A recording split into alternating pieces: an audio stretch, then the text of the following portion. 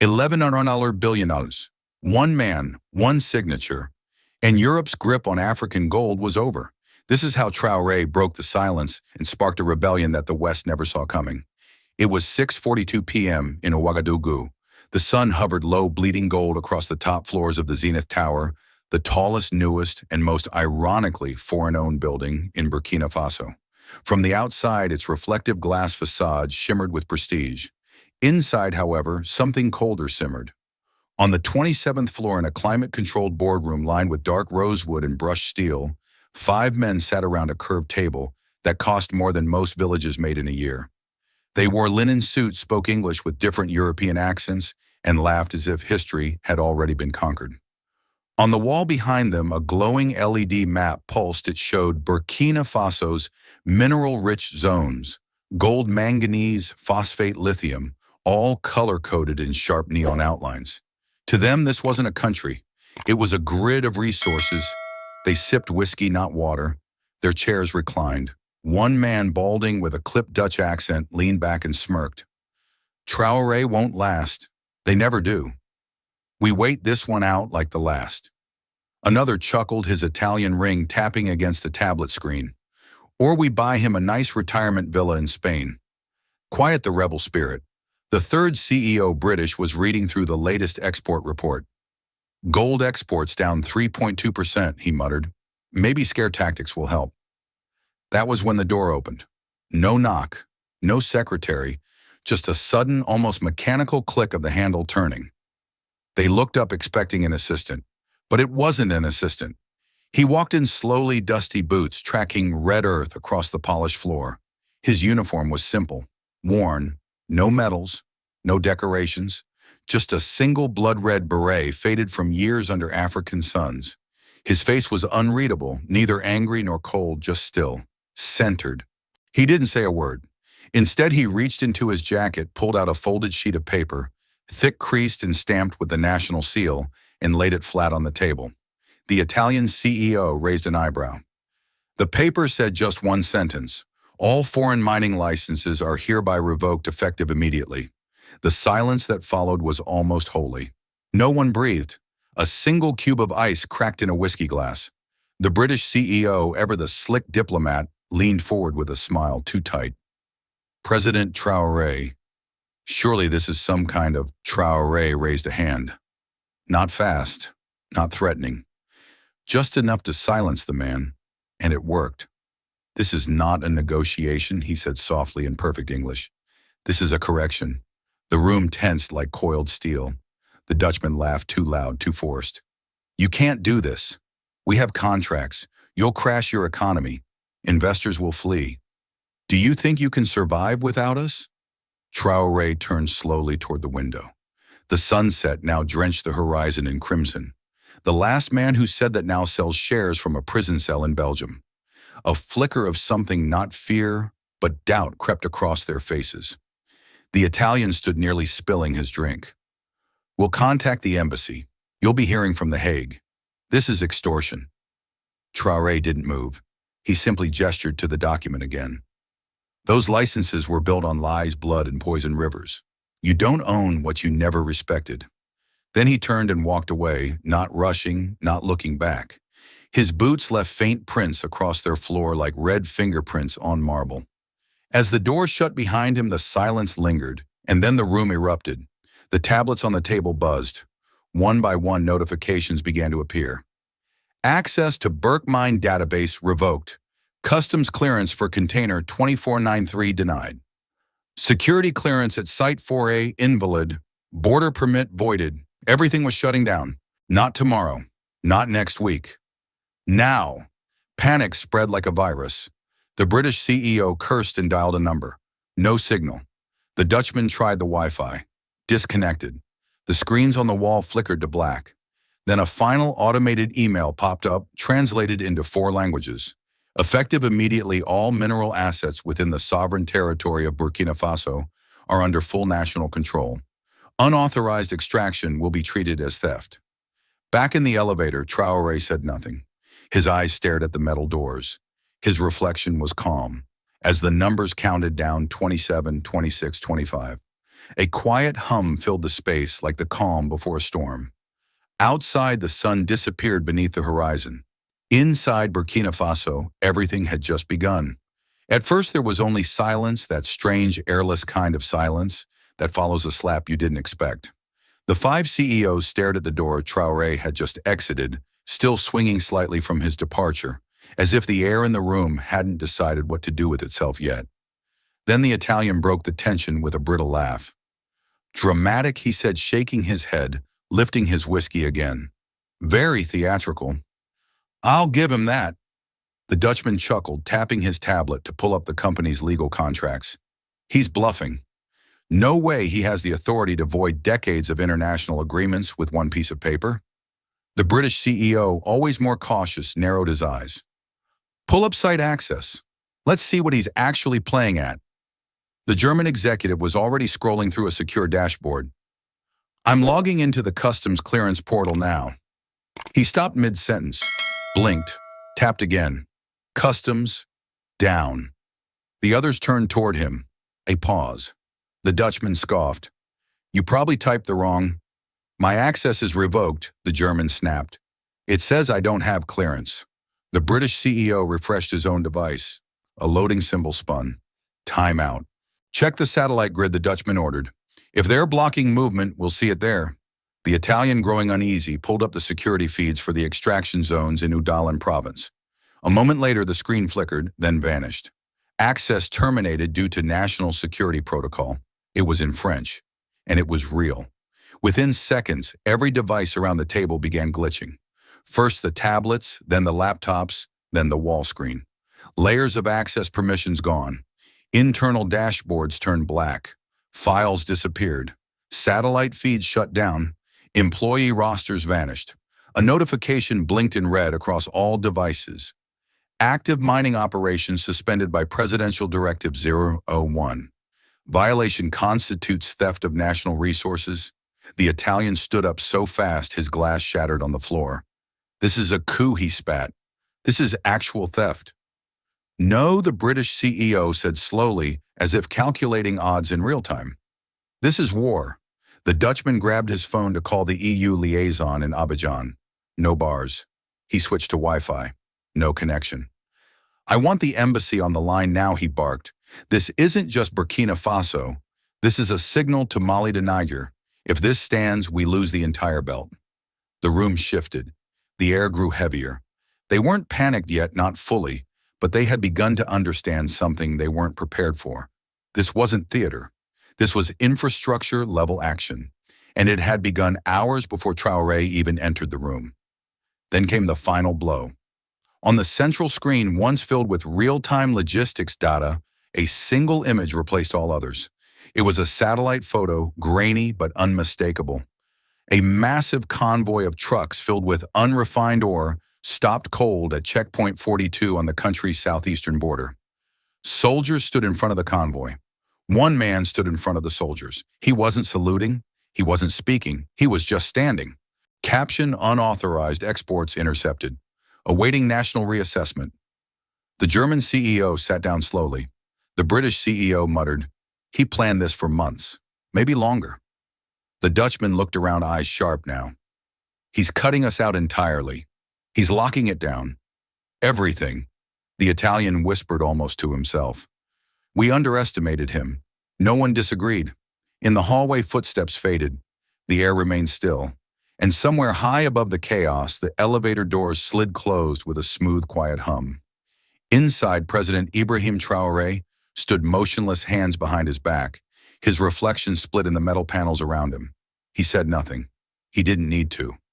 As the elevator descended floor by floor, 26, 25, 24, the lights flickered faintly above him, the hum of controlled collapse echoing around his silence. Down below in the capital streets, something was shifting, not in violence, not in fire, but in a quieter kind of uprising, the kind born not from anger but from clarity, the kind that could no longer be bought, the kind that begins with just one word enough. 6 months earlier, the air hung heavy with the heat of the dry season. Dust clung to everything: skin, boots, even breath. It coated the cracked walls of the schoolhouse, the brittle leaves of the baobab trees, and the broken pump handles at the edge of the village square. This was a place forgotten not just by policy but by time. The well had run dry 2 weeks ago. The water truck hadn't come since the company convoy passed through. The only water now came in yellow jerry cans carried from miles away, each drop rationed like medicine. Inside the faded meeting hut, 5 elders sat in silence. Their robes were worn patterned with age and the weight of memory. Traoré sat across from them on a wooden stool. No guards, no press, no entourage. Just him, a notepad, and the sound of cicadas beyond the clay walls. One of the elders, his back slightly hunched and voice still sharp, finally spoke. They promised a hospital, a road, a school. He paused, letting the weight of the next words drop like stones. We never saw gold, only sickness and graves. Another elder nodded. They took the earth but left the poison. Traoré looked at them but said nothing. He didn't offer excuses. He didn't remind them of statistics or reforms. He just listened, and in doing so, he did what no one in power had done for decades. A woman entered with tea, the last of the village's sugar, boiled down for hospitality. Traoré accepted it with both hands. Outside, children played barefoot, unaware of meetings, politics, or mineral rights. One boy stopped and peered through the window. His left eye was cloudy, a side effect from contaminated water, the elder later explained. When Traoré finally spoke, his voice was calm, low but resolute. The earth beneath you will belong to you again, not to a flag that's not yours, not to a company with an office in London or Paris. To you. There were no cheers, no slogans, just silence. But it wasn't distrust. It was a quiet kind of hope, the kind that doesn't explode but settles deep. The oldest elder leaned forward, studying the man before him. They've all said this before, he whispered. Even those who wore our skin. Traoré nodded. That's why I'm not asking you to believe in me. I'm asking you to believe in what's already yours. He stood, bowed lightly, took nothing with him but a small notebook scribbled with names, water conditions, and one quote that he later underlined 3 times. We never saw gold, only sickness and graves. Outside, the wind picked up rolling dust across the village. A girl skipped past him with a stick and a plastic wheel. Laughter echoed through the cracked walls. Life fragile as it was kept moving. As he climbed into his dusty truck and drove back toward the capital, a radio crackled low beside him, playing a local folk song. Traoré didn't sing, but his hand tapped quietly on the steering wheel, not in rhythm with the music, but with something older, deeper. A promise. The room was small, barely larger than a roadside cafe kitchen. A single lamp buzzed above, casting a pool of yellow light onto the center of the table, where dozens of sheets, wrinkled, stained, half-torn, lay sprawled like the battlefield maps of a forgotten war. Traoré stood in the center, sleeves, rolled chest rising slow and steady. He wasn't in the palace tonight, not in any official office. This was an old safe house at the edge of Ouagadougou, once used by student activists, now silent, dust-filled, and secret. The table creaked as he leaned over it. Beneath his calloused hands were the contracts, the legacy no one dared call by name. Some of the papers were so old they had browned at the edges, signed in French cursive from 1960, 1961, the early years after independence, though the ink still reeked of colonialism. Other documents were newer, printed on sleek paper, with embossed logos written in legal English, so dense it read like a riddle. They bore the symbols of consulting firms in Geneva, mining companies based in Toronto, and development partners registered in the Cayman Islands. He began to sort them. One stack agreements made before 1984 during military transitions.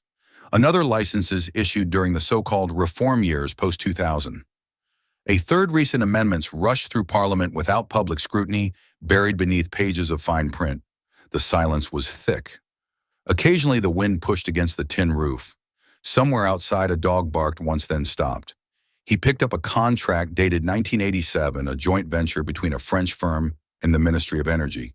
Signatures at the bottom. All local, all powerful, all long dead or vanished.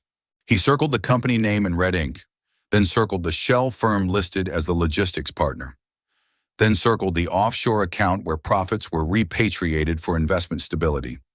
The pattern repeated across contract after contract. British Virgin Islands, Jersey, Luxembourg. Shell inside shell, each one a matryoshka doll of deception. He didn't curse. He didn't groan. His hand simply moved steady, methodical red ink bleeding across the white paper, like veins across a body. One name kept returning: CoroX Holdings. Not officially a mining company, but tied to 18 separate deals through technical advisory contracts. Its CEO, a man Traoré once met at a development summit in Berlin, who had smiled like a priest and said, "We believe in sustainable partnership." Traoré flipped over one of the CoroX agreements. Near the bottom in tiny font was a clause: environmental liabilities incurred shall not be considered material unless proven to result in permanent ecological displacement. He underlined it 3 times, then wrote in the margin, "Tell that to the children in Toparco who drink from poisoned wells." He lit a cigarette but didn't smoke it, just let it burn quietly on a plate beside him. The table was now a red-scarred minefield of names and numbers. Next to it, his notebook lay open. Inside, hand-drawn maps of villages near key extraction sites, each one marked with notes from elders, sick children, contaminated water sources. In the margins of the map, he'd written a single line: the earth was never theirs to take. He sat down finally, the chair groaning under him, and closed his eyes for just a moment. Not to sleep, but to recall. To remember the face of the boy at the village window. To remember the cracked lips of the elder who whispered only graves. To remember his own mother coughing for weeks after the wind blew dust from the mine near their town. When he opened his eyes again, there was no doubt in them, only clarity. He reached for his phone, an old untraceable model, and typed out a message. Prepare extraction reports. All sites. Include injury cases and tax returns. Discreet. He hit send, then circled 2 final names on the last contract. One belonged to a former minister, the other belonged to a current ambassador. The sun had just slipped behind the Ministry of Justice when she arrived, a soft blur of orange light stretching across the corridor, warming the cold walls of the old administrative building. Aminata didn't slow her steps. Her heels clicked sharply on the tiled floor, not out of impatience but out of certainty. She had been summoned. At just 29, Aminata Ouedraogo had already earned a reputation few in the capital legal circles could ignore. Not because she was the loudest, she wasn't, or the most decorated, not yet, but because when she spoke like someone who'd bled for the truth. She wore her hair natural, her blazer slightly too large, inherited from her older brother gone, now lost in a dust-choked clinic years ago when the mine waste turned their village stream black. Her village was gone. On maps, it still had a name. On Earth, it had only weeds and warnings. She found President Traoré already waiting inside the small side room. It wasn't an office, no nameplate, no formality. Just a wooden table, 2 cups of tea, and a stack of folders thicker than her arm. He gestured for her to sit, said only one thing. These are the records, from every license, every permit, every transfer since the French left. No introductions, no preamble. Aminata sat, reached forward with careful hands, opened the first file, scanned the names, shell companies, blank signatures, clauses written in English legalese designed to confuse. Her eyes didn't blink. Traoré watched her for a moment, then stood to leave. "You don't report to anyone but me," he said. "What you find, document it. Quietly, completely." She nodded, barely lifting her head. As the door closed behind him, she exhaled for the first time in minutes. Then she began. One folder, then another, then a third. By midnight, the team had gathered 6 young legal minds, none older than 32, all seated cross-legged on the floor beside her laptops, open tabs multiplying like wildfire. There was Diallo, a tax reform analyst who once interned at the IMF and quit in disgust. Khadija, a mother of 2 who drafted policy while nursing her baby in a broken courthouse in Bobo Dioulasso. Yunusa, the quiet one with a photographic memory and a hatred of spreadsheets that hid his genius for cross-border tracking. They weren't polished. They weren't prepared for war, but they came because they knew what it meant to have nothing and to see others take even that. Each night they worked in secret. They built timelines of asset transfers that stretched back generations. They traced toxic tailings from gold sites to rising cancer rates. They compared village complaints with corporate risk disclosures. They found environmental studies buried in footnotes, written in French, translated into English, and intentionally mistranslated back again. Aminata barely slept. She didn't speak much either, but when she did, her voice cut through fatigue like lightning across a dry sky. This clause here, she said one night, tapping a scanned document with a pen gives them immunity from prosecution if extraction is deemed essential to national development. Who defines essential silence? Then they do, whispered Khadija. Exactly. By the end of the second week, they had color-coded 214 separate legal violations, some small, some staggering, all real.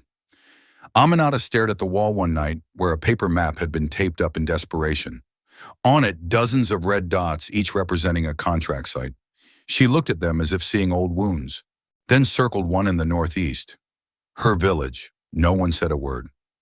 That night she closed her laptop at 3:17 a.m., stood slowly and whispered to herself, "They thought we'd forget. But paper remembers." She looked down at her hands, tired, ink-stained, shaking slightly, but they were still steady enough to sign history. The intelligence building was designed to look like a bank, unremarkable, anonymous, deliberately bland. Its corridors smelled of recycled air and fear. Most days, nothing dramatic ever happened there. Most files were routine. Most eyes stayed dull. But this night was different. At exactly 8:46 p.m., a man walked through the back entrance wearing a faded brown jacket and no visible ID badge. He didn't need one. The guard on duty recognized him instantly, not by name but by aura. He wasn't a politician, not military, but someone who belonged to the system in a way few ever did. Someone who knew how to disappear even when everyone knew his face. He said only 3 words to the officer at the desk: "I need access." 10 minutes later, he was inside the second-floor archive room, its walls lined with outdated filing cabinets and humming servers. At the center sat an encrypted workstation blinking quietly in standby mode. A young analyst in a wrinkled shirt looked up from his chair, startled by the sudden intrusion. Before he could speak, the man placed a small black flash drive on the table, scratched, scorched near the tip, and wrapped with a single strip of red tape.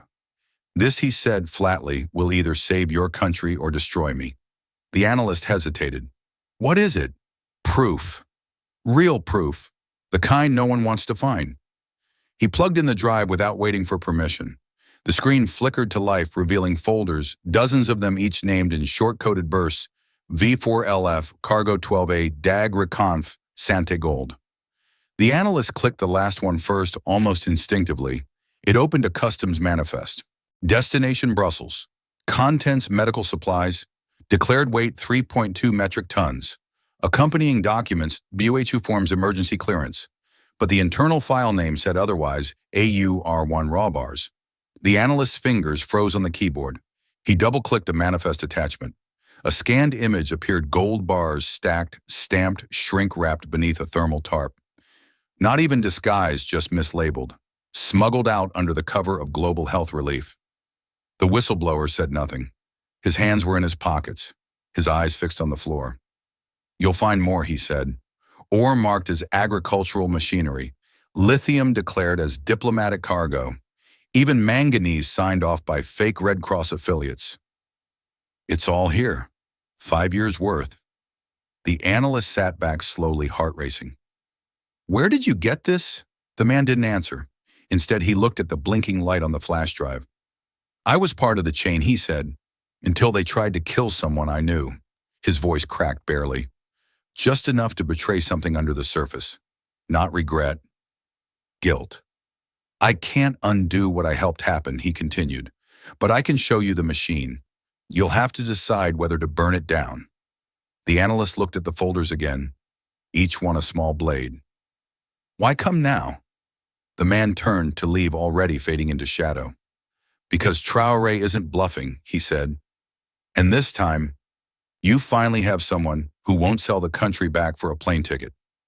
The door clicked shut behind him, and in the silence that followed, the computer screen kept glowing, illuminating a map of smuggling routes that spanned 3 continents, 4 governments, and billions in stolen earth.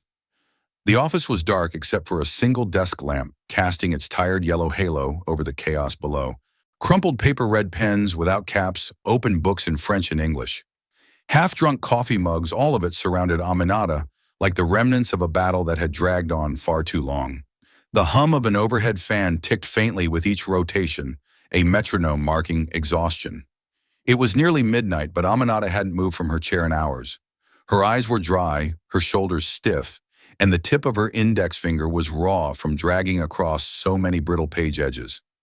Yet still she read, Contract 8.3D signed in 2013 between the Ministry of Energy and a Canadian holding company fronting for a European investment consortium. The file had been misfiled under infrastructure grants. She only stumbled upon it by accident. The legalese was dense, the formatting old-fashioned. Footnotes nested within subclauses, definitions that contradicted other contracts, entire pages of appendices that led nowhere. Another dead end. She turned another page, and then she saw it. Buried at the bottom of a subsection titled Resource Compliance Obligations, printed in smaller font than anything else on the document, perhaps even smaller than legally allowed, was a clause labeled 7.4C.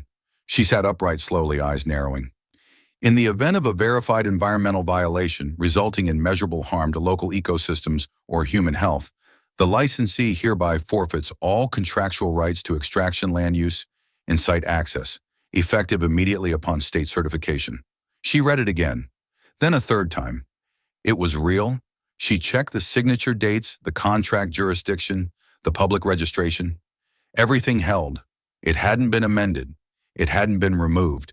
It had simply or been forgotten. Or more likely intentionally buried because no one expected anyone to read every page, every clause, every footnote. But Aminata had. And now they had something else. Legal grounds for immediate, irreversible termination. Not through protest, not through politics, through the very contracts the corporations had designed to protect themselves. She didn't shout. She didn't leap from her chair. She just reached for her phone. Group message found clause 7.4C. Meet in war room. Now. 5 minutes later, they began arriving. Diallo bleary-eyed but alert. Khadija still in her nursing scrubs from a volunteer shift. Yunusa holding a half-eaten mango like a weapon of purpose. They gathered around her desk, eyes adjusting to the lamplight. Aminata slid the contract across the table and pointed to the clause. Silence. Then Diallo whispered, This voids at least 6 active licenses. No, Khadija corrected, flipping through their violation log. 9. All 9 have documented environmental infractions, verified by independent monitors, photos, reports, witness statements. Yunusa added, 3 of them are directly tied to elevated cancer rates in 2 provinces.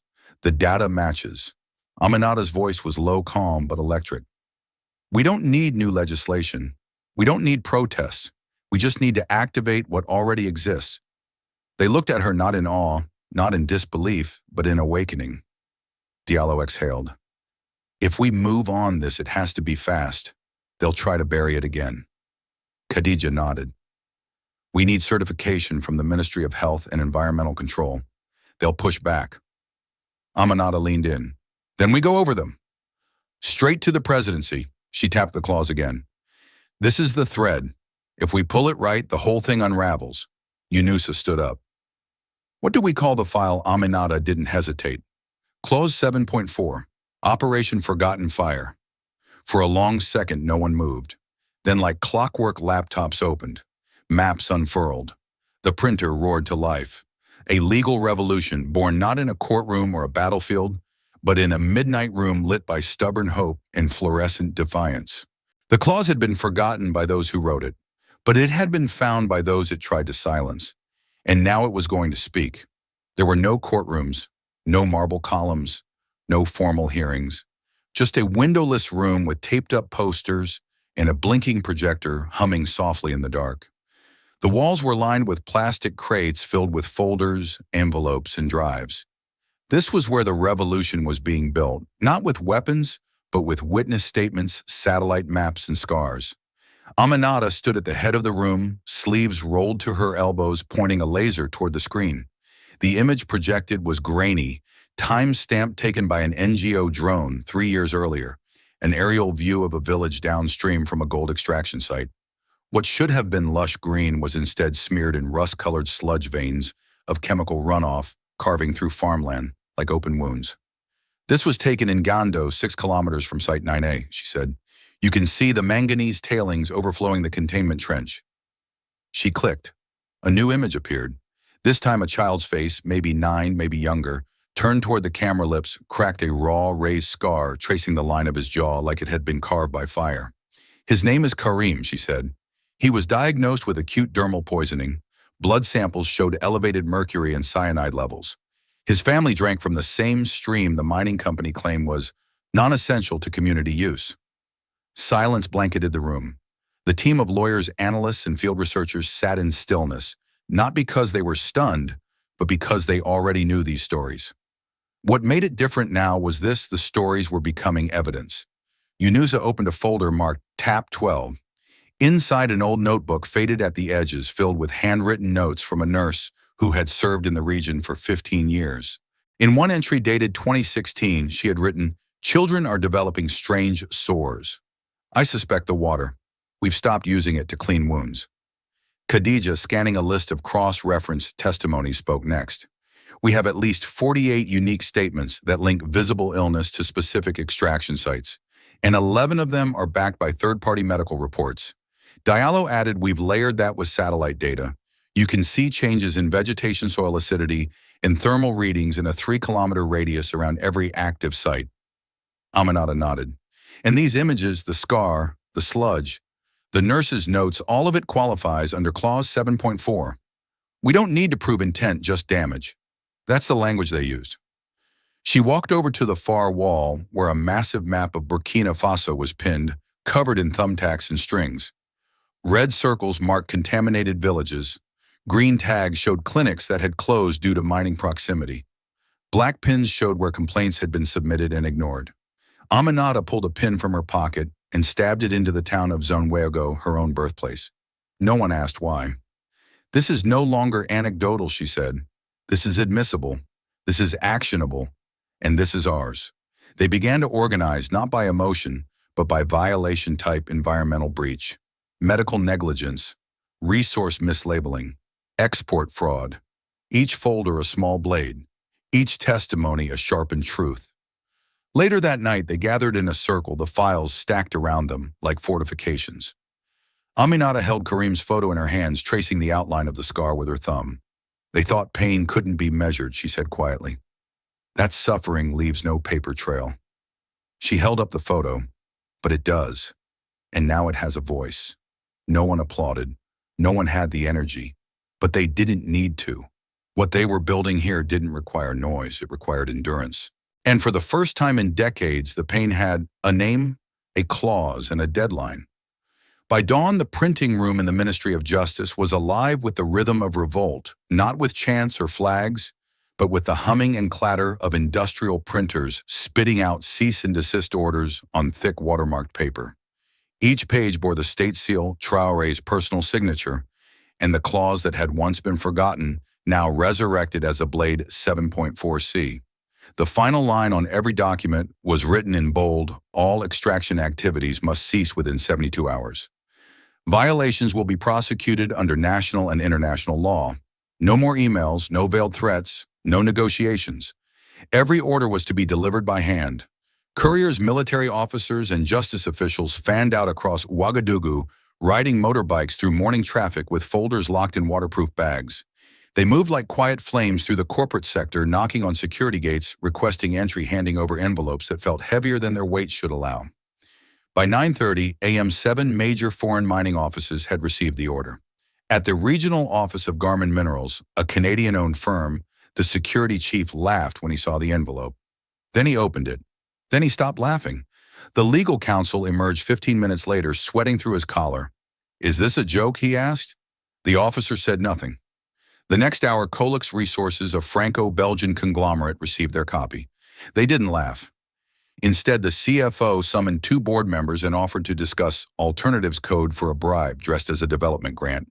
The justice officer didn't blink. "You have 72 hours, she repeated. "Not 73. Not 72 in a conversation." Word spread fast. By midday, panic had begun to ripple across financial newsrooms in London, Brussels, Toronto, and Frankfurt. First cautious headlines: Burkina Faso suspends select mining agreements pending review. Then sharper: Traoré revokes foreign licenses, nationalization feared. Then outright alarm: European gold futures drop amid West African uncertainty. Stock prices fell. Garmin dipped 6% in a single trading window. Colix halted operations temporarily. Smaller firms rushed to legal counsel. Commodity traders froze shipments. Commodity analysts on business channels stammered through interviews. None had prepared for a total enforceable clause-based shutdown. The biggest players weren't on the news. They were behind closed embassy doors, dialing secure lines. By 3:00 p.m., 3 European ambassadors had requested emergency meetings with Burkina Faso's interim foreign minister. One called it economic aggression. Another warned of trade consequences. The third, more cautious, simply asked if there was room for renegotiation. Back at the presidential compound, Traoré read the cables in silence, folded them, then issued one instruction. All responses must refer to Clause 7.4c. No translation. Let them read it themselves. By nightfall, 2 more companies had caved, suspending operations, vacating sites, pulling staff. One refused. Dynex Continental, a British-led consortium, insisted on continuity of extraction rights under international investment protections. Their CEO went on record. "We will not be intimidated by political theater. Burkina Faso benefits from our presence, not the other way around." They didn't yet know that their cargo convoy at Border Gate 5 had already been stopped. The drivers detained, shipments logged, and satellite images archived. It wasn't theater, it was law. And for the first time in modern memory, Burkina Faso wasn't requesting justice. It was enforcing it. The sun was barely rising when the rumble began. It started as a distant hum, like a far-off storm growing from the belly of the earth. Then came the dust, a dry wave rolling across the parched road, rising from behind the distant tree line. The morning air, usually still at this hour, trembled with diesel and impatience. Checkpoint 42 sat at the southeastern edge of Burkina Faso, little more than a rusted boom gate. 2 faded shipping containers converted into offices and a hand-painted sign that read, "Exports subject to inspection. No exceptions." It was manned by one soldier, Karim, 23 years old, son of a rice farmer, graduate of the National Cadet Academy. He'd been stationed at this checkpoint for 3 months, told it would be routine. Just a formality, they said. Nothing serious ever happens at 42. Now he could count 12 trucks in the convoy. Unmarked long bed, their tarps stretched tight over whatever they carried. The lead truck had a foreign plate. Its windows were tinted. Karim adjusted his cap. His boots crunched on gravel as he stepped forward, stopping directly in the center of the lane. The convoy did not slow. He raised his hand. Still it rolled toward him, not fast, not aggressive, but deliberate, like something that believed it couldn't be stopped. Finally, with a hiss of compressed air and a reluctant shudder, the lead truck halted just 10 feet away from where Karim stood. The window rolled down. A man in a suit, pale, late 50s sweat collecting at his temples, leaned out. His voice was calm, practiced. "Soldier, we're on official clearance. This convoy is registered through a private logistics channel. We've been approved for humanitarian export." Karim didn't move. "Papers," he said. The man smirked. "That won't be necessary. This shipment falls under diplomatic discretion. Ask your superior." "I did," Karim replied. He said, "Ask the law." He reached into his vest and pulled out a single sheet of paper, folded tightly and creased from repeated reading. He unfolded it slowly, held it up. "Cease and desist. Directive 7.4c, signed by the president." The man glanced at it, then leaned back in his seat. "We were told this wouldn't apply to us." Karim stared at him. "It does." Another voice emerged, this time from the third truck. A woman, European accent, stepped out holding a clipboard and walking briskly. "Look, we're transporting medical materials, critical supplies. Delaying us puts lives at risk." Karim's eyes flicked to the trucks. "Then you won't mind opening one?" She hesitated, then forced a smile. "That's not necessary." Karim pointed at the third truck. "Open it, now." The driver hesitated, then slowly unlatched the tarp. Inside were gold bars stacked in thermal crates, wrapped in white plastic labeled "Medical Relief Urgent." Silence. Karim reached for his radio. The man in the suit stepped out fully now. "Son, think carefully. This isn't just about paper. This is about your future. We can make things easier, better. You don't have to be the one who—" Karim raised his rifle, not aimed, just ready. "You will turn around," he said. or you'll be arrested for theft of national property." The man took a step forward. Karim didn't move. I said, "Turn around." Another long pause. The hum of 12 idling engines behind them. The buzz of flies in the early heat. No backup, no cameras, just a gate, a paper, and a man. Finally, the suit exhaled. He turned to the drivers. "Close it. We're leaving." The trucks slowly began to reverse one by one, dust rising again in a thick, bitter cloud. Karim remained still until the last truck vanished beyond the bend. Only then did he lower his rifle. His hand trembled just once. He walked back toward the checkpoint booth, sat on the wooden bench outside, and looked out across the road, just empty horizon and silence. But something had changed. Because in that silence, a country had just said no. Not through diplomats or declarations, but through a single soldier who understood exactly what was at stake. The trucks had disappeared down the bend an hour ago, swallowed by the dry earth in early haze.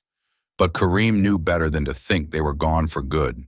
Convoys like that don't retreat. They circle, they wait, they test. He sat back in the checkpoint booth, sipping lukewarm water from a dented canteen. Sweat clung to his collar, his boots were caked in dust, and his rifle rested across his knees. The silence outside was deceptive too, still too quiet. Even the birds had stopped calling. He reached for the radio fingers, steady now, voice low and controlled. "Checkpoint 42. This is Officer Karim. I need immediate protocol confirmation. Enforcement request priority level. Static." Then a sharp click, a pause, and a voice he didn't expect.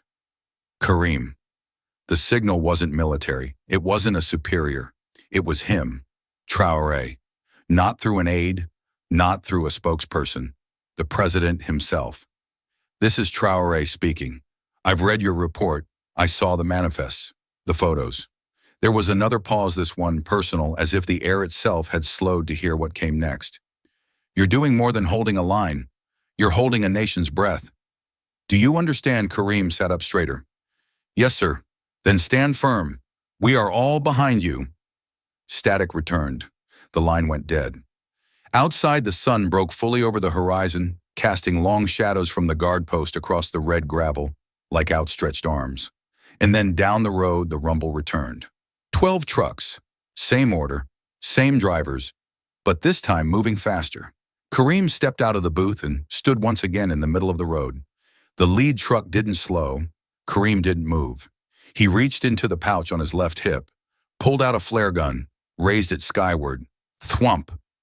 The flare launched in a streak of red fire, cutting the pale morning sky in half like a declaration made in blood and light. It hung there for 3 seconds. Then came the answer. From the trees to the east, a dust cloud rose. 6 armored jeeps broke the tree-lined tires, slicing through dry earth like thunder.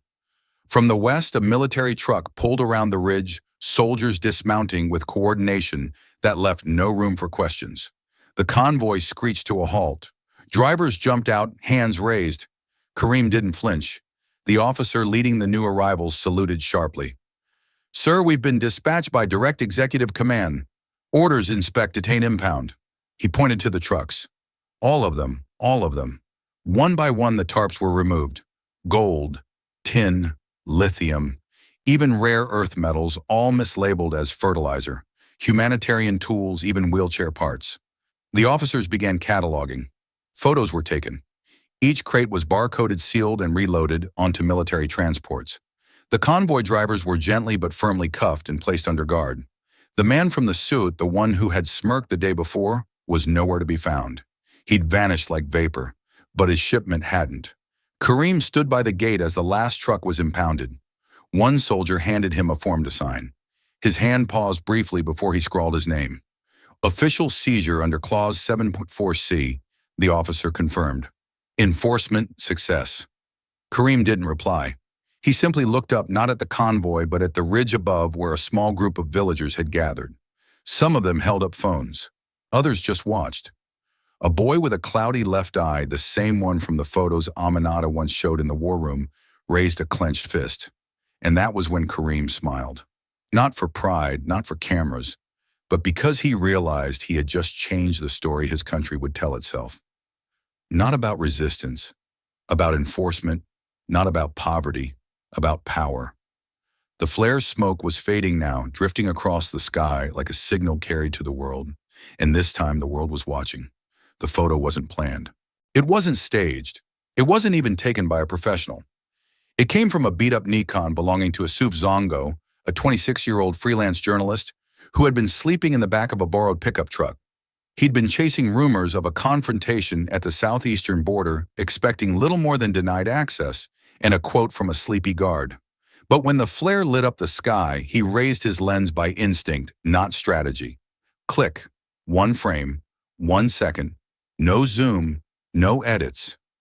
Just a young soldier standing firm on cracked red earth rifle at his side, a flare's smoke curling above him like a ribbon of fire.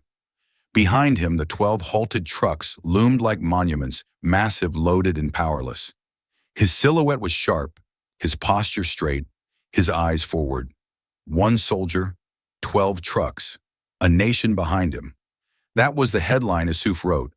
He filed it before sunrise, uploaded it to a small independent site, and went back to the capital not knowing if anyone would read it. By noon, everyone had.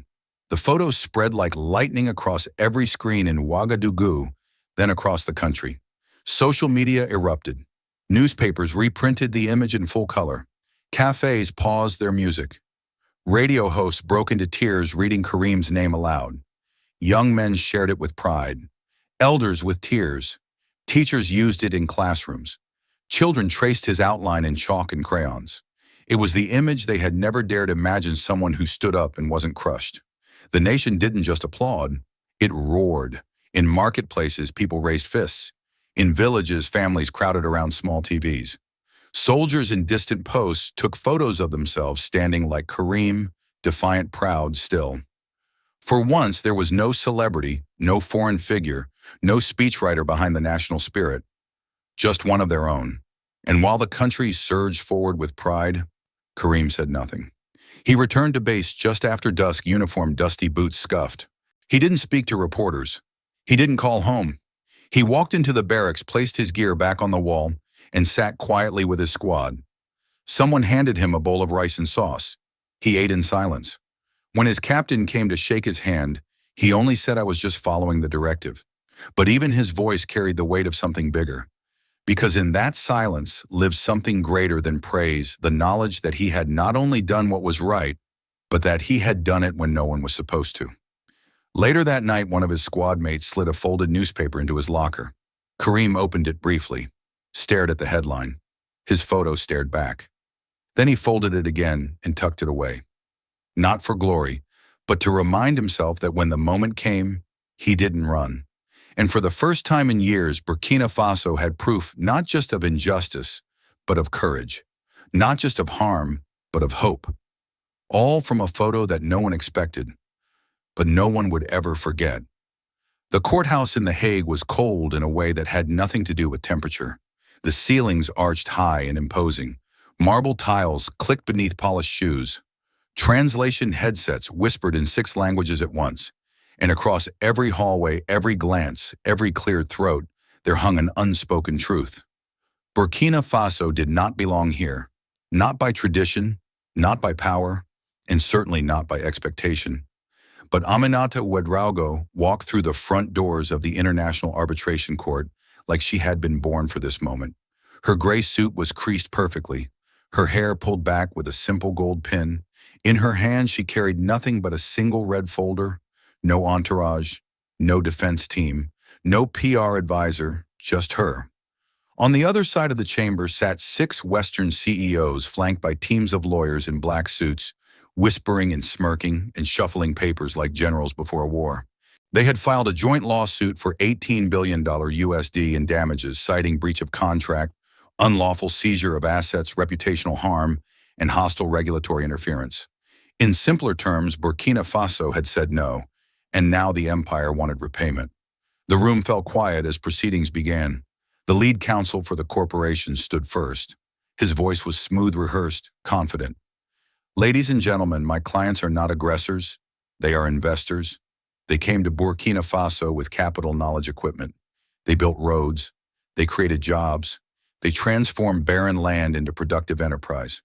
He gestured with his hand toward a large screen that displayed aerial footage of mining operations, paved roads, and smiling workers in safety vests.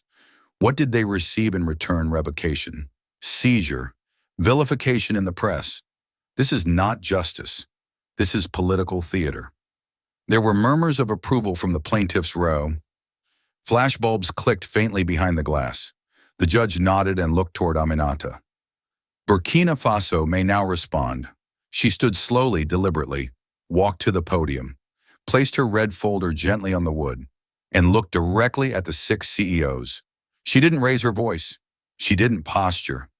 My country was not barren. It was green. Our people were not helpless. They were farmers, teachers, herders, midwives. And what you brought was not prosperity. It was poison.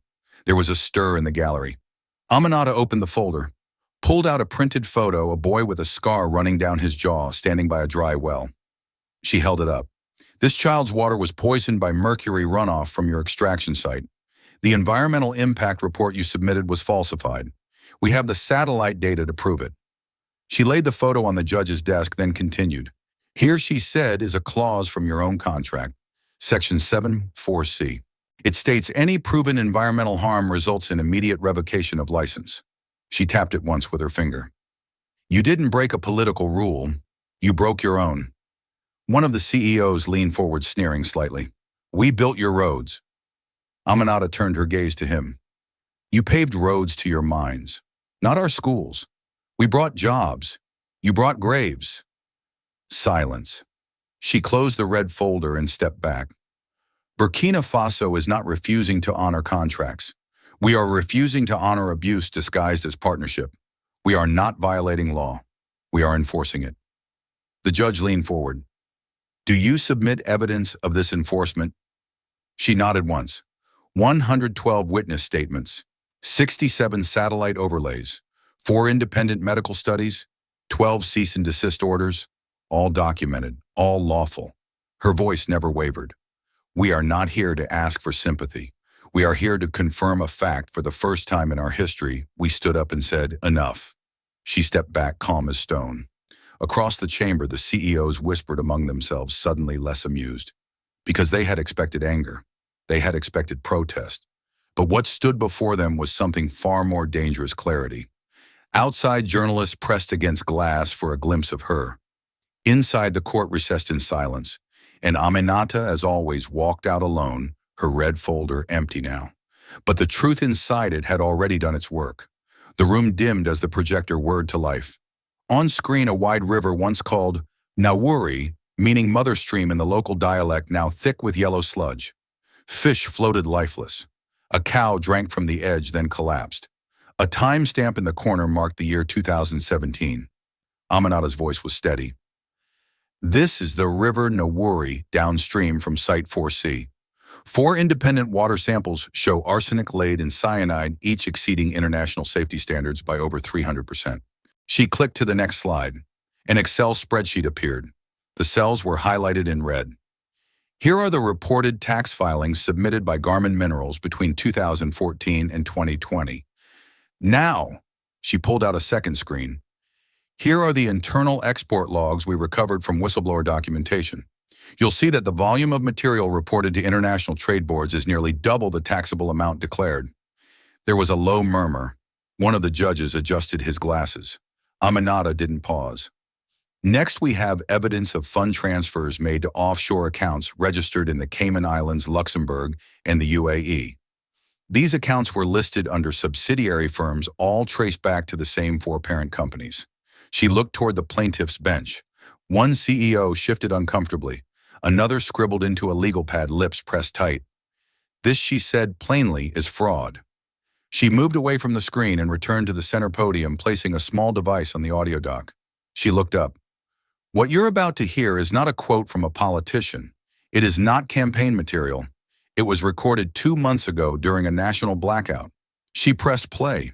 A crackle of static, then the sound of distant shouting, a generator stalling, and finally a single voice amplified through a tinny public address system. The voice of President Traoré from his midnight speech. They thought they cut our power, he said, slow and even, each word echoing with force. But they didn't cut it. They only revealed where we gave it away. The courtroom was silent. We signed contracts in desperation. We handed over rights in weakness. But we are no longer weak, and we will never sign away our dignity again. The recording ended. No applause followed. This wasn't a rally, but something had changed in the air. The judges looked not just intrigued, they looked unsettled. Aminata closed her folder again, this time with finality. This is not a case built on ideology. It is a case built on pain. Pain that can be measured in mercury levels, in unpaid taxes, in manipulated balance sheets, in children's names. She glanced down once at her own notes, then folded them without reading. The plaintiffs speak of damages, but the real damages were never theirs. Then she sat down, and for the first time in the entire arbitration, no one on the other side spoke. The room was still, the kind of stillness that thickens the air, that weighs on shoulders, that turns seconds into small eternities. The three presiding judges sat motionless behind the high bench, each with a thick stack of case files before them. No one moved, no one coughed. Even the camera shutters held their breath. Aminata sat with her hands folded in her lap. No papers, no pen. Just the steady rhythm of her heart pounding against the ribs of a girl who once learned law under candlelight. The lead judge, a tall man with hair like snow and a voice like carved wood, leaned forward. He adjusted his glasses and began to speak, his tone formal but clear. After review of all submitted materials, including visual, medical, financial, and contractual, the tribunal concludes that the Republic of Burkina Faso acted within its legal and sovereign rights in revoking the contested licenses under Clause 74C. A ripple passed through the room.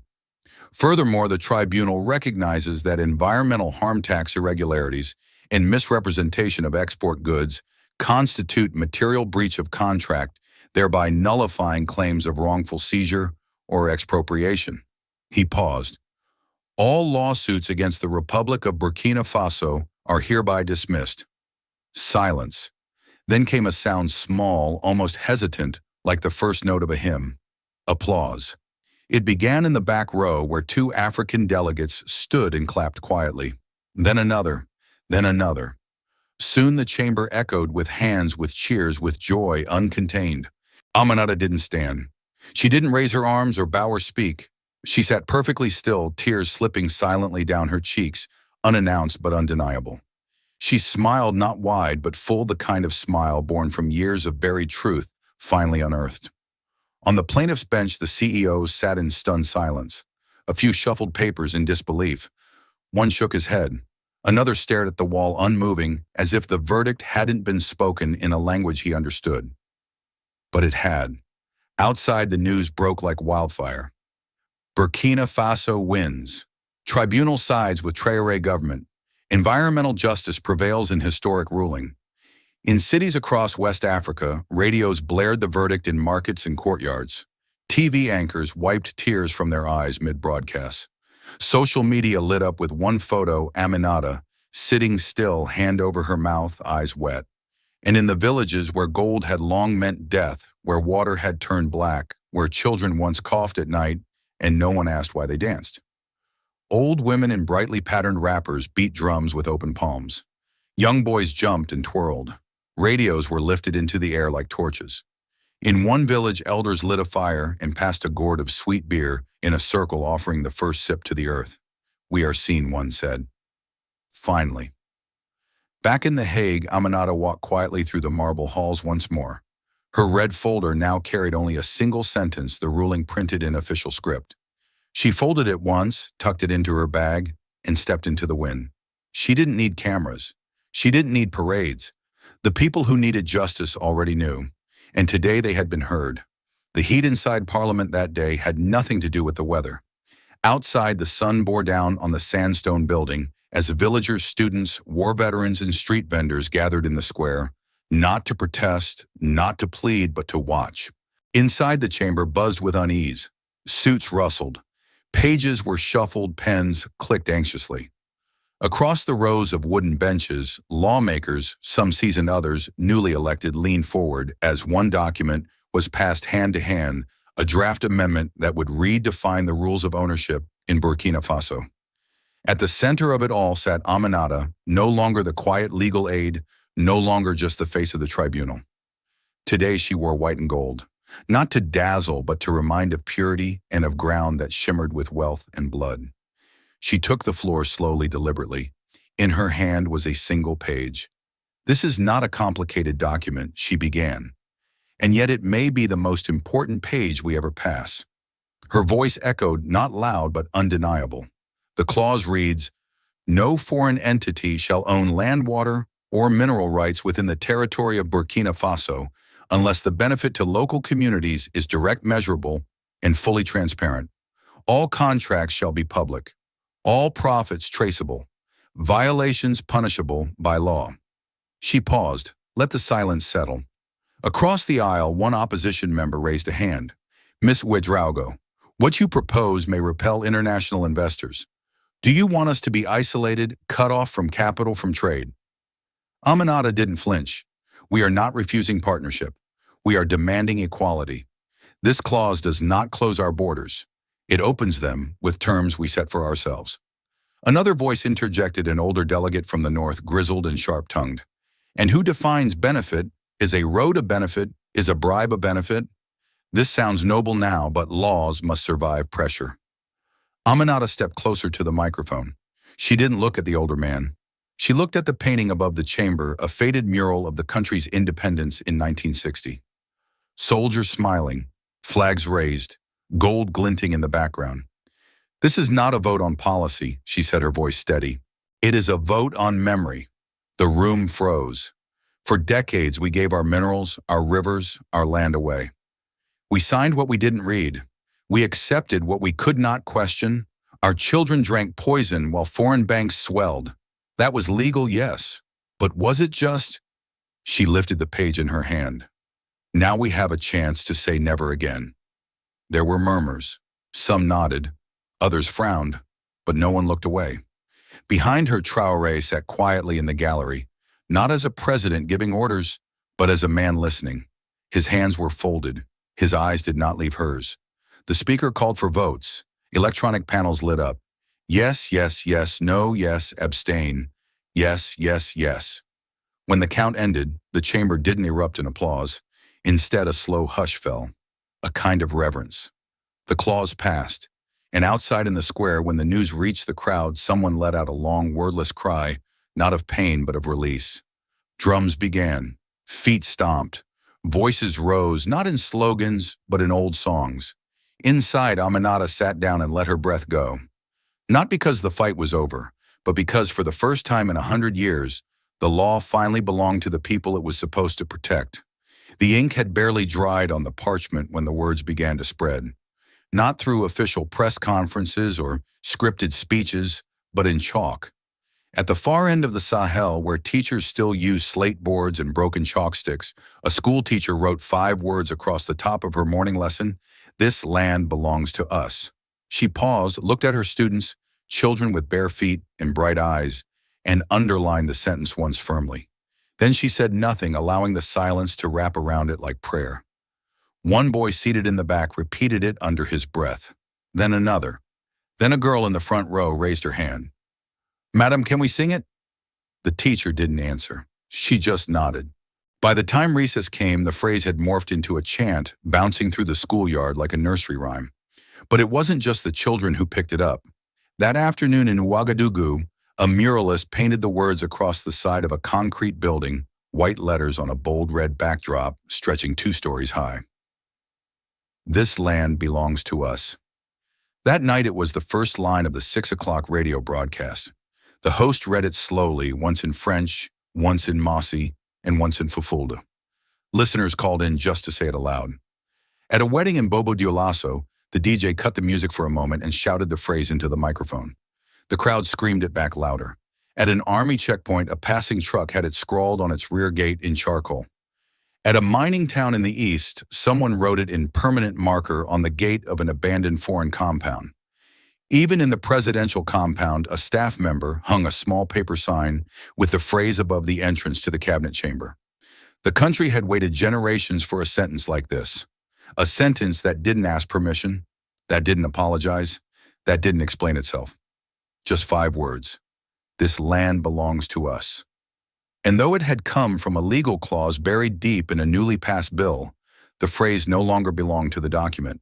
It belonged to the people. Children chanted it like scripture. Elders said it with their palms pressed to their hearts. Vendors wove it into the prices of mangoes and radios. It became part greeting, part defiance, part lullaby. Foreign media tried to frame it differently. Headlines read, "Populist slogan sweeps Burkina Faso. Nationalist sentiment rises after court victory." But no one inside the country used the word nationalist. They just called it truth. In a village where the mining dust had killed every crop, a grandmother stood by a dried-out well and whispered the phrase once to herself before walking away. In the city, Aminata walked past her own mural without pausing. She didn't need to. The work was no longer hers to carry, because something deeper than law had passed. A memory had become a movement. A movement had become a voice. And that voice, 5 words long, was echoing still.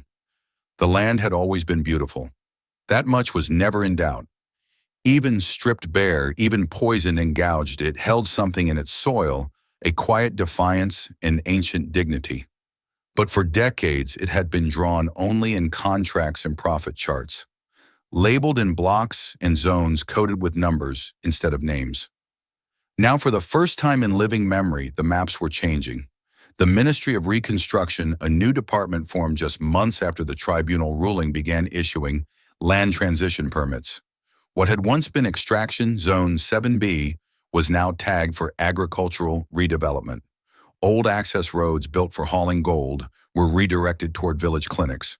Dusty checkpoints became the gates of primary schools. Traoré visited many of the sites himself, often unannounced. No cameras, no media, just a president in simple boots walking the red earth. In one village, a teacher led him through what used to be a foreign contractor's base camp. Now its concrete foundation was being repurposed as the floor of a community school. Blackboards leaned against the old bunkhouse walls. Children peeked out from half-installed windows. He smiled, said little, and moved on. At another stop, a small windy hilltop where lithium had once been blasted from the soil rows of greenhouses, now stretched in quiet discipline. Tomatoes, moringa, sweet peppers. A young woman in a head wrap offered him a bag of seeds and said, "We're planting what the ground was always meant to grow." But it was in a dusty courtyard on the outskirts of Dedugu where something shifted in him. There a boy no older than 8 approached, holding a sheet of crumpled notebook paper. His hands were dusty, his sandals too big, but his eyes were steady. "This is my map," he said. Traoré kneeled down to take it. The lines were uneven, drawn in colored pencil. On the left, a square marked well. On the right, a row of stick figures under a triangle labeled library. In the center, a curved arrow and a name, Musa's Path. "I'll build the library here," the boy said, pointing to a shaded spot drawn beneath a tree, "where it's cooler." Traoré looked at it for a long moment. No surveys, no borders, no corporate logos, just dreams, in color. He smiled gently and said, "That's the better map." He folded it carefully and tucked it into his jacket pocket. Later, when the boy had run off, one of his advisors asked, half joking, "Are we going to archive?" That Traoré didn't answer right away. Then he said quietly, "We already did." Across the country, other maps were forming, not on government servers, but on walls and notebooks, in the minds of children no longer afraid to imagine land as theirs. For the first time in generations, what the people saw on a map was themselves. Soleil Minet, a quiet archivist in the capital's National Library, discovered it by accident. Tucked between the pages of a banned history book was a folded yellowing letter, its ink faded but still legible. It was dated August 12, 1974, written from a prison cell. The signature read, "Baba Mine Soleil's grandfather once arrested for leading a peaceful protest against colonial mining seizures." Soleil handed it to the president's office. 3 days later, the entire nation paused as President Traoré read the letter on live television. "I do not expect to be free again," the letter began. "But I write in hope that one day someone will stand where I could not. Someone our people will follow, not because they are told to, but because they recognize themselves in him." Traoré's voice wavered slightly as he reached the final line. "When that day comes, it will not be my victory. It will be all of ours." The camera held on his face, still proud, quietly overwhelmed. Then something rare happened. The country held its breath. In homes, markets, schools, silence. Then came the sound of clapping, first from inside the presidential studio, then from balconies, then from streets, then from everywhere. The past had spoken, and the future had answered. In a village once drowned in dust, elders had begun carving a monument from the granite left behind by the mining machines. No architects, no government funds, just hands, chisels, and memory. On its face they carved, "We are not poor, we are stolen from," and underneath it, in smaller letters, "Never again." The monument stood in the center of a rebuilt plaza, once the administrative post of a foreign company, now a communal gathering ground. It was here that Karim arrived one morning, quietly out of uniform. He walked the perimeter of the monument, reading the names etched on its side, names of those lost to collapse, illness, and silence. A small boy approached, about the same age Karim had been when his own father vanished in a mining accident. The boy stood up straight and saluted. Karim smiled, then knelt down. "Don't salute me," he said gently. "Protect this place." The boy nodded, then sat beside him in the dirt. Neither of them spoke. The stone didn't shimmer like gold, but it stayed, and so would they. It began with a child's joke. "Let's fly the flags they left behind." And that's exactly what they did. Across the plains where machines had once thundered, old mining banners were torn down, cut into ribbons, and repurposed into handmade kites. Children painted over logos with animals, stars, and suns. Every gust of wind carried not propaganda, but laughter. Kites filled the sky, red, green, gold, fluttering over fields once poisoned, now seeded with crops. President Traoré stood at the edge of the field, flanked by no one, his hands behind his back. A journalist approached and asked what he thought of the scene. He didn't answer right away. He watched a kite shaped like a dove pull upward through the breeze. Then he said, "They can come back, yes, but now only on our terms." And with that, he walked on beneath a sky no longer owned. This story is not just about politics or natural resources. It's about dignity, the quiet kind that lives in dry villages, in scarred hands, and unspoken promises passed between generations. President Traoré didn't just cancel mining contracts. He restored something far more valuable: ownership of identity. What struck me most was how resistance took many forms, not just protest or policy, but a child's map, a flare at a lonely checkpoint, a courtroom whisper turned national roar. And when victory came, it didn't shout. It built schools, planted seeds, flew kites. It reminds us that power doesn't always wear a suit or carry a weapon. Sometimes it stands barefoot in a field and says, "This land belongs to us." And when people believe that deeply enough, even billion-dollar empires have to listen. There's also something beautiful in how the past wasn't erased. It was acknowledged, honored, and then transformed into law. That's rare and powerful. This story may be fictional in form, but its truths are real. Around the world, many still suffer in silence under systems built to extract, not uplift. But change can begin with a voice, or a vote, or even just memory. So here's a question for you. If your homeland could speak not in anger, but in truth, what would it say? And more importantly, would we finally listen? If this story touched you, don't let it stop here. Like, share, and subscribe to Captain of Truth, where every voice matters and every story echoes far beyond the screen. This story is a fictionalized and dramatized narrative created for educational, inspirational, and storytelling purposes. While it may be inspired by real public events, people, or societal issues, it includes imagined dialogue, reconstructed scenes, and character interpretations meant to highlight broader themes of justice, dignity, and resilience. Any resemblance to actual events or individuals beyond public knowledge is purely coincidental. We do not intend to defame, mislead, or harm, but to invite reflection and meaningful conversation. Thank you for watching Captain of Truth.